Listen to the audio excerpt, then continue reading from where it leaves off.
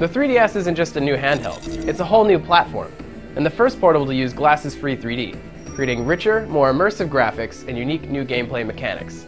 But it's not without its faults, and its biggest strengths also create some of its biggest problems. The 3DS looks and feels a lot like a DSi, but with a few key changes. It's thicker, has a more elaborate case design, and comes in a fancy new glossy metallic finish.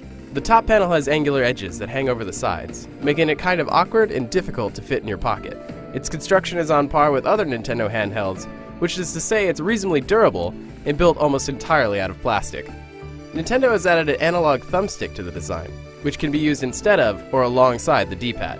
Its textured finish makes it easy to grip, and though it feels pretty loose, it's responsive and accurate. They've also improved the shoulder button design, making it less mushy and adding a distinct click when you push them. But really, the most significant new features are the glasses-free 3D display and the 3D cameras. The display sports a widescreen aspect ratio, a first for the DS series, and has a resolution of 800 by 240 pixels in 3D mode. The screen is bright and certain colors really pop, but its overall contrast is lower, and subtler hues and shades tend to blend together. The screen, though wider, isn't actually bigger, and the bottom display is actually smaller. But of course, it's not the size that counts, it's how Nintendo uses it.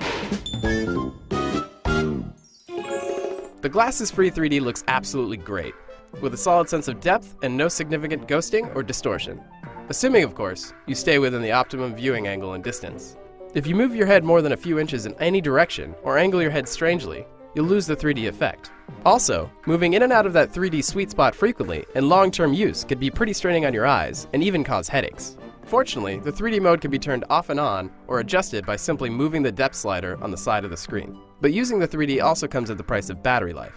When you add the strain of 3D to the powerful graphics performance of the device, the battery can last as little as 2.5 hours per charge, or up to 5 hours if most of the features are turned off. The 3DS's battery performance is obviously a huge concern, limiting its utility for long flights and other similar scenarios.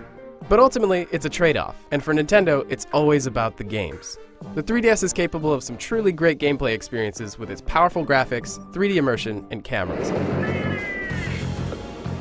The launch lineup is diverse, though void of any mega franchises or killer apps.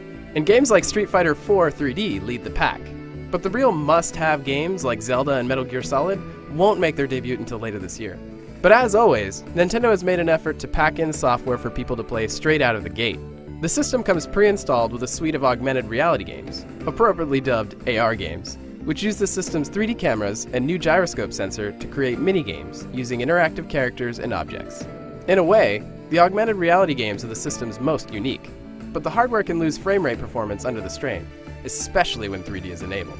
The 3D cameras are a lot of fun, but since the picture quality is the same as the DSi, and you can only view 3D photos on the 3DS itself, there isn't a whole lot you can do with them. The 3DS is truly a remarkable device, but it's far from perfect. And for the $249 asking price, it may be hard to justify.